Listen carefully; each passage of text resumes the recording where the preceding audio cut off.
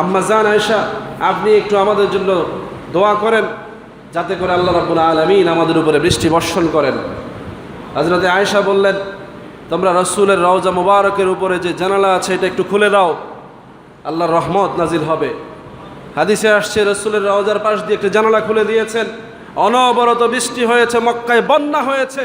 হযরতে আয়েশা বললেন, এই জানালা যতক্ষণ বন্ধ না করবে বৃষ্টি বন্ধ হবে না। আজও রাসূলের রওজার পাশে সেই জানালা আছে না নাই? নবীর জন্য আমরা পাগল পারা হতে পারলাম না, নবীর আশেক হতে পারলাম না, নবীকে জবাই করে, নবীর সুন্নতগুলোকে ইনকার করে, নবীর সম্মান মর্যাদার ব্যাপারে বারবার জাতিকে আঘাত করে আপনি জাতির রাহবার হবেন এই আশা করে কোনো লাভ হবে?